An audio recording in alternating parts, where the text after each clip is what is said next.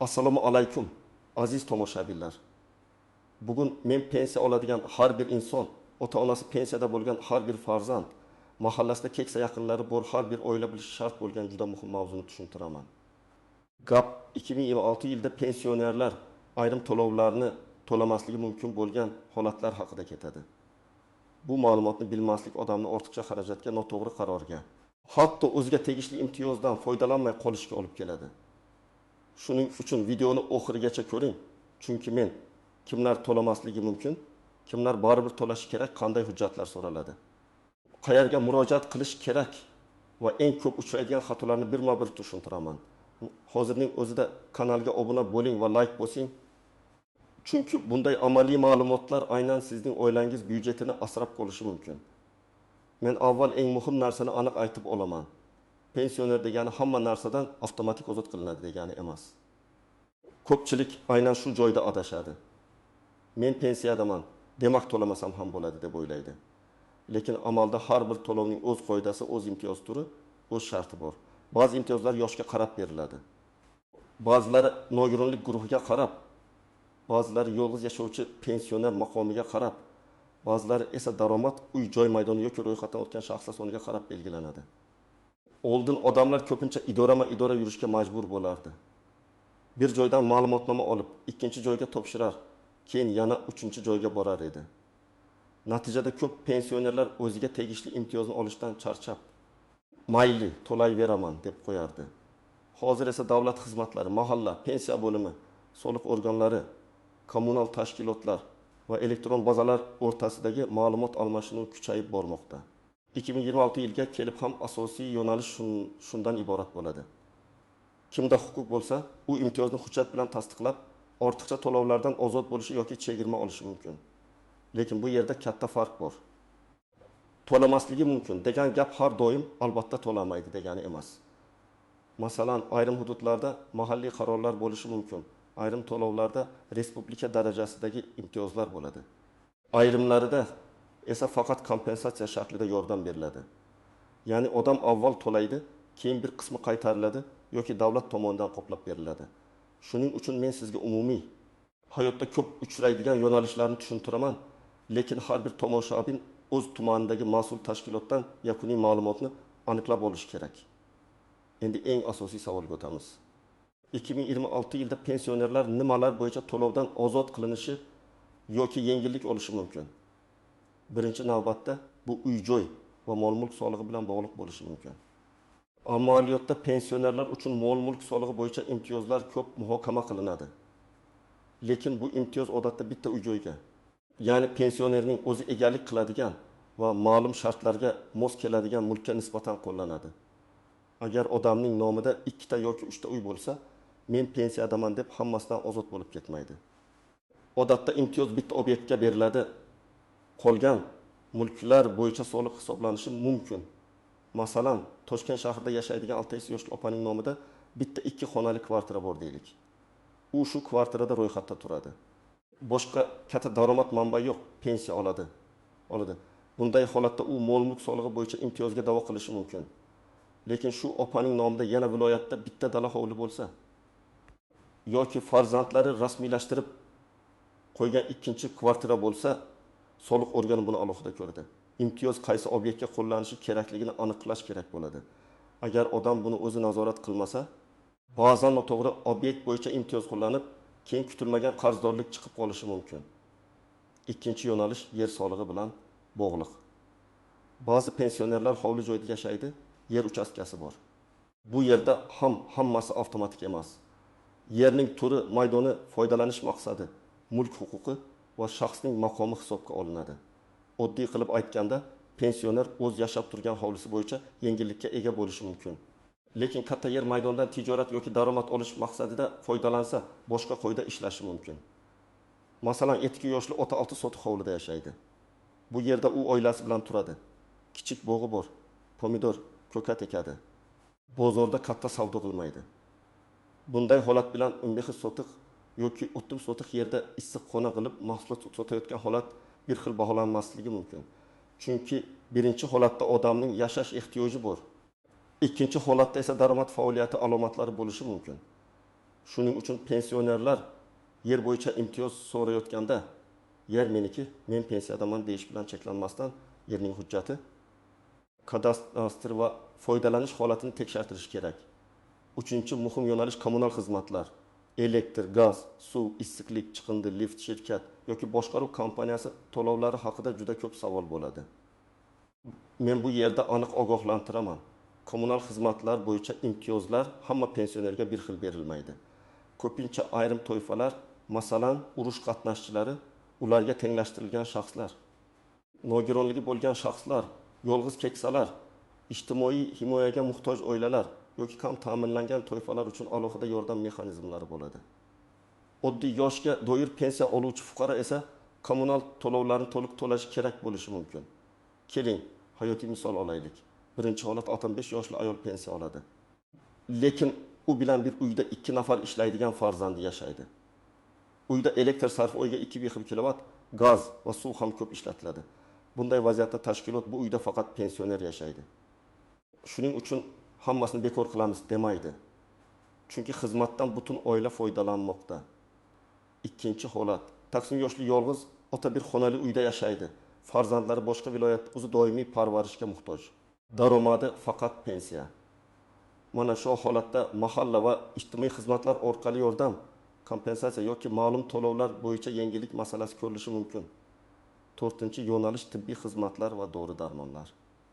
Pensionerlar ko'pincha poliklinikada pul so'rashdi. To'lashim kerakmi yoki yo'qmi deb so'rashadi. Davlat tibbiyot muassasalarida bepul ko'rsatiladigan xizmatlar ro'yxati bor. Lekin hamma tekshiruv, hamma tahlil, hamma dori bepul degani emas. Ayrim kasalliklar, ayrim toifalar va ayrim ijtimoiy guruhlar uchun bepul dori yoki imtiyozli davolanish tartiblari bo'lishi mumkin. Masalan, surunkali kasalligi bor pensioner dispanseri hisobida tursa, unga ayrim dorilar belgilangan ro'yxat asosida berilishi mumkin.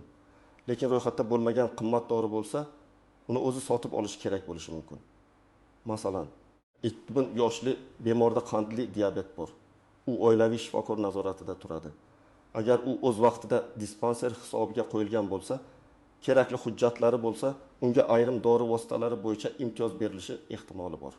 Ammo u poliklinikaga yillar davomida bormagan, tashxisini rasmiylashtirmagan, faqat dorixonadan dori olib yurgan bo'lsa, keyin birdan men pensiyadaman, hammasini bepul bering deyishi qiyin bo'ladi.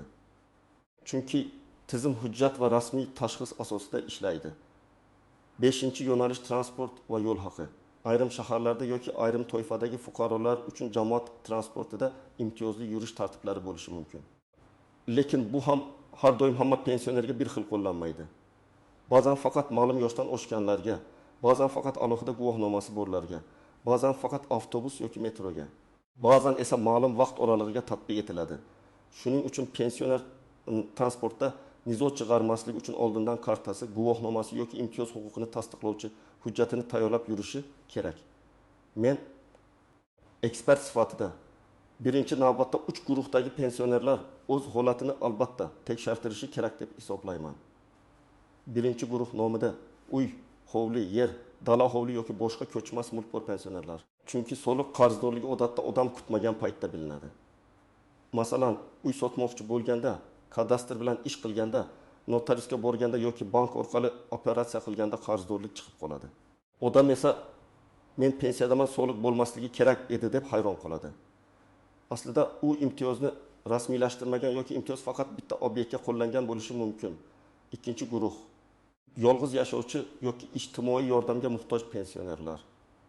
Bu odamlar ko'pincha yordam olishga haqqi bo'lsa ham ariza bermagan uchun foydalana olmaydi. Mahalla biladi deb o'ylaydi.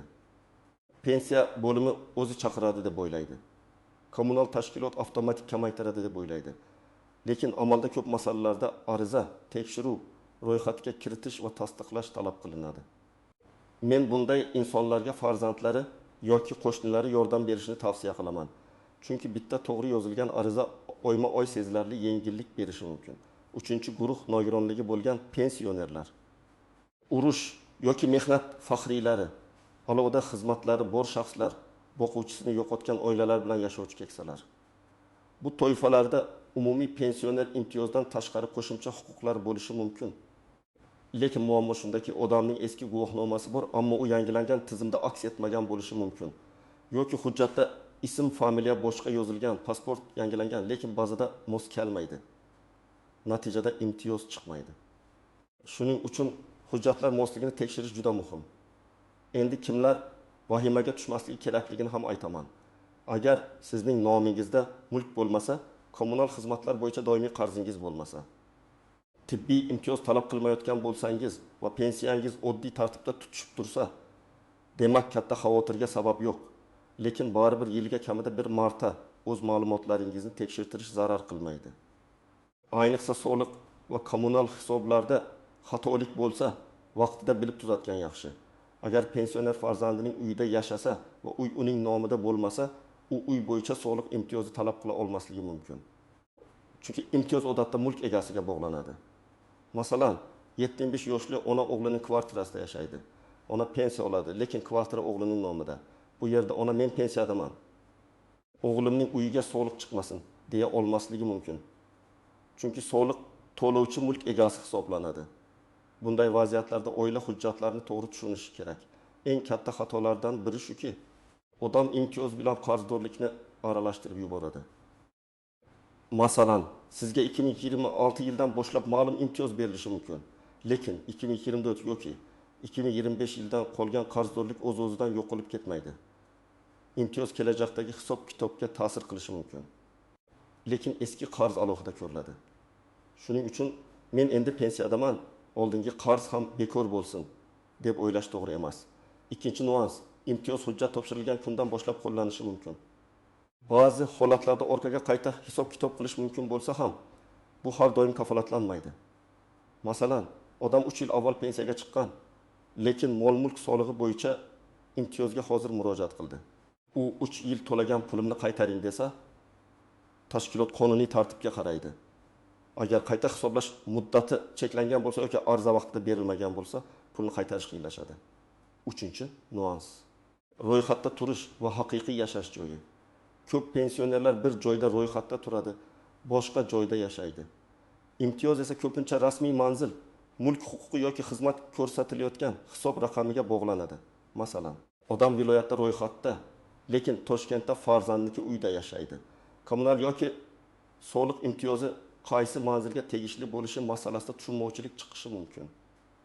Shuning uchun rasmiy manzil va haqiqiy holatni moslashtirish yoki kamida mas'ul tashkilotga aniq tushuntirish kerak. 4-nuans, uyda nechta odam yashashi. Ayrim kompensatsiya yoki yordam turlarida faqat pensionerning daromadi emas, butun oila daromadi ko'riladi. Agar uyda ishlaydigan farzandlar, ijarachilar yoki boshqa daromadli shaxslar yashasa, ijtimoiy yordam rad etilishi mumkin. Bu rad javobi har doim adolatsizlik degani emas. Chunki tizim ehtiyoj darajasini aniqlashga harakat qiladi. Lekin agar farzandlar ro'yxatda bo'lsa-yu, aslida boshqa joyda yashasa, buni hujjat bilan isbotlash kerak bo'ladi. 5-nuans, tijorat faoliyati. Pensioner nomida do'kon, ijara berilgan uy, noturar joy yoki daromad keltiradigan obyekt bo'lsa, imtiyoz masalasi murakkablashadi. Masalan, 7 yoshli insonning nomida bitta yashash uyi va bitta kichik do'kon bor. U yashash uyi bo'yicha yengillik olishi mumkin, lekin do'kon bo'yicha soliq yoki boshqa to'lovlardan ozod bo'lishi shart emas. Chunki noturar joy va tadbirkorlik faoliyati alohida tartibda baholanadi. 6-nuans, hujjatda kichik xatolar. Pasportdagi ism, pensiya guvohnomasidagi ism, kadastr hujjatidagi ism yoki eski hujjatlardagi familiya bir-biridan farq qilsa, tizim imtiyozni avtomatik tanimasligi mumkin. Masalan, bir hujjatda Gulnora, boshqasida Gulnara yozilgan bo'lsa, yoki otasining ismi qisqartirib yozilgan bo'lsa, muammo chiqish ehtimoli bor. Bunday holatda mening huquqim bor deyishning o'zi yetmaydi. Hujjatlarni moslashtirish kerak. Endi men tomoshabinlarga juda aniq yo'l xaritasini beraman. Birinchi qadam, o'zingizni maqomingizni aniqlang. Siz yoshga doir pensiyadamisiz? Nogironlik pensiyasidamisiz? Boquvchisini yo'qotganlik pensiyasidamisiz? Yolg'iz keksalar ro'yxatidamisiz yoki alohida imtiyozli toifaga kirasizmi? Buni pensiya bo'limi, yagona interaktiv davlat xizmatlari portali, mahalla yoki ijtimoiy xizmatlar orqali aniqlash mumkin. Maqomingiz qanchalik aniq bo'lsa, imtiyoz talab qilish shunchalik oson bo'ladi. Ikkinchi qadam, mol-mulk va yer bo'yicha tekshiruv qiling. Soliq organi yoki elektron xizmatlar orqali sizning nomingizda qaysi obyektlar borligini bilib oling. Bitta uy deb o'ylagan odamning nomida eski hovli ulushi, merosdan qolgan yer yoki noturar joy chiqib qolishi mumkin. Shundan keyin qaysi obyekt bo'yicha imtiyoz olish mumkinligini aniqlang. Agar imtiyoz avtomatik tushmagan bo'lsa, soliq organiga ariza bering. Arizada men pensiya oluvchi fuqaro sifatida amaldagi tartibga muvofiq imtiyoz qo'llanilishini so'rayman deb yozish mumkin. Arizaga pasport nusxasi, pensiya guvohnomasi yoki pensiya olishini tasdiqlovchi ma'lumot, kadastr hujjati va mulkka egalik hujjatini ilova qilish kerak bo'ladi. 3-qadam kommunal to'lovlarni tekshiring. Elektr, gaz, suv, issiqlik va chiqindi bo'yicha shaxsiy hisob raqamlaringizni yozib oling. Har bir tashkilotdan qarzdorlik yoki ortiqcha to'lov bor yo'qligini so'rang. Agar siz yolg'iz yashovchi, nogironligi bor yoki ijtimoiy yordamga muhtoj pensioner bo'lsangiz, mahallaga boring va holatingizni yozma ravishda bildiring. Og'izaki aytish yetarli emas. Ariza yozing, nusxasini o'zingizda qoldiring yoki qabul qilinganini tasdiqlatib oling. Shunda keyin murojaat qilmagan ekansiz degan gap bo'lmaydi. 4-qadam, tibbiy imtiyozlar bo'yicha oilaviy shifokorga murojaat qiling. Qaysi kasallik bo'yicha ro'yxatda turishingiz, qaysi bepul yoki imtiyozli dori vositalariga davo qilishingiz, qanday yo'llanma olishingiz mumkinligini so'rang. Agar sizda surunkali kasallik bo'lsa, tashxis, tahlil natijalari, shifokor xulosasi va ambulator karta tartibda bo'lishi kerak. Ko'pchilik faqat og'rigan paytda shifokorga boradi. Keyin imtiyoz talab qilganda hujjat yetishmaydi. Men buni oldindan tartibga solishni maslahat beraman. 5-qadam, barcha hujjatlarni bitta papkaga yig'ing. Pasport, pensiya guvohnomasi, nogironlik ma'lumotnomasi bo'lsa, uning nusxasi, kadastr hujjati, soliqdan ma'lumot, kommunal hisob raqamlari, mahalladan ma'lumotnoma, tibbiy xulosalar, ariza nusxalari va javob xatlarini alohida saqlang. Har bir murojaatda sana bo'lsin. Agar telefon orqali gaplashsangiz ham, keyin yozma ariza bilan mustahkamlang. Chunki huquqni isbotlashda hujjat eng kuchli dalil hisoblanadi. 6-qadam, qarzdorlik chiqsa darhol boslashing yoki analik kiriting. Qarzdorlikni ko'rib, vahima bilan to'lab yuborish ham, umuman e'tiborsiz qoldirish ham noto'g'ri. Avval hisob kitobni so'rang. Qaysi oy uchun, qaysi tarif bo'yicha, qaysi hisoblagich ko'rsatkichi asosida, qaysi soliq davri uchun hisoblanganini bilib oling. Agar xato bo'lsa, qayta hisob kitob so'rang. Agar qarz haqiqiy bo'lsa, bo'lib to'lash imkonini so'rashingiz mumkin. Ayniqsa pensionerlar uchun mas'ul tashkilotlar vaziyatni tushuntirishga majbur. 7-qadam. Farzandlar bu ishda ota-onasiga yordam berishi kerak. Men ko'p ko'raman. Keksa odam navbatda turadi, hujjatni tushunmaydi. Xodim aytgan gapni eslab qola olmaydi. Keyin uyga kelib chalkashtiradi. Farzand esa onam o'zi borib keladi deb o'ylaydi. Aslida bitta kun vaqt ajratib, ota-onaning soliq, kommunal, tibbiy va ijtimoiy hujjatlarini tekshirtirib berish katta yordam. Bu nafaqat pulni tejaydi, balki ortiqcha asabiylashishning oldini oladi. 8-qadam, har yili qayta tekshirishni odat qiling. Chunki tariflar, tartiblar, imtiyoz ro'yxatlari, elektron bazalar va oilaviy holat o'zgarishi mumkin. Bugun bir imtiyoz bor, ertaga uning shakli o'zgarishi mumkin. Bugun uyda yolg'iz yashaysiz, ertaga farzandingiz ro'yxatga kirishi mumkin. Bugun nogironlik guruhi muddatsiz, ba'zida esa qayta ko'rik kerak bo'ladi. Shuning uchun 2026 yil boshida, keyin yil o'rtasida kamida bir marta barcha hisoblarni tekshirish foydali. Men amaliyotda ko'p uchratadigan xatolarni ham aytib o'taman. 1-xato. Odam hech qayerga murojaat qilmasdan imtiyoz kutadi. Tizim qanchalik elektronlashmasin, hamma narsa avtomatik bo'lavermaydi. 2-xato, odam faqat qo'shnisining gapiga ishonadi. Qo'shnining holati boshqa bo'lishi mumkin. Unda nogironlik bor, sizda yo'q. U yolg'iz yashaydi. Siz bilan farzandlar yashaydi. Uning uyi o'z nomida, sizniki farzandingiz nomida. 3-xato, eski hujjatlar bilan yurish. Pasport almashgan, familiya o'zgargan. Kadastr yangilanmagan bo'lsa, imtiyozda muammo bo'ladi. 4-xato, og'zaki javob bilan cheklanish. Bir xodim sizga bo'lmaydi desa, odam qaytib ketadi. Lekin siz yozma ravishda so'rasangiz, tashkilot aniq asos bilan javob berish kerak. Agar javob noto'g'ri bo'lsa, yuqori turuvchi tashkilotga yoki davlat xizmatlari orqali shikoyat qilish mumkin. 5-xato, qarzni yillar davomida yig'ib qo'yish. Kichik summa vaqtida aniqlansa, uni tuzatish oson. 3-4 yil yig'ilgan qarz esa pensioner uchun og'ir yuk bo'ladi. Demak, aziz tomoshabinlar, 2026 yilda pensionerlar ayrim to'lovlarni to'lamasligi yoki yengillik olishi mumkin, lekin bu huquq har doim shartlarga bog'liq. Eng muhim shartlar sizning aniq maqomingiz, mulk kimning nomida ekani, qaysi to'lov haqida gap ketayotgani, uyda kimlar yashashi, hujjatlar to'g'riligi va murojaat o'z vaqtida berilganidir. Men sizga maslahat beraman.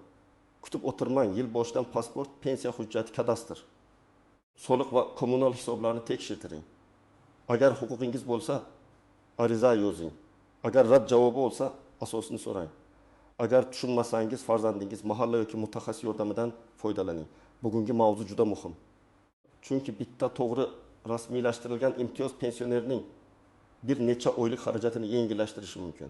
Endi sizdan so'rayman. Sizning hududingizda pensionerlar qaysi to'lovlardan ozod qilinmoqda yoki qaysi joyda muammo bo'lyapti? Izohlarda yozib qoldiring. Boshqalar ham tajribangizdan foydalansin. Video foydali bo'lgan bo'lsa, albatta like bosing. Kanalga obuna bo'ling va bu videoni ota-onangizga, qo'shnilaringizga, pensiyadagi yaqinlaringizga yuboring. Chunki bu ma'lumotni bilgan odam ortiqcha to'lovdan saqlanishi, o'z huquqini talab qilishi va 2026 yilda ancha xotirjamroq yashashi mumkin.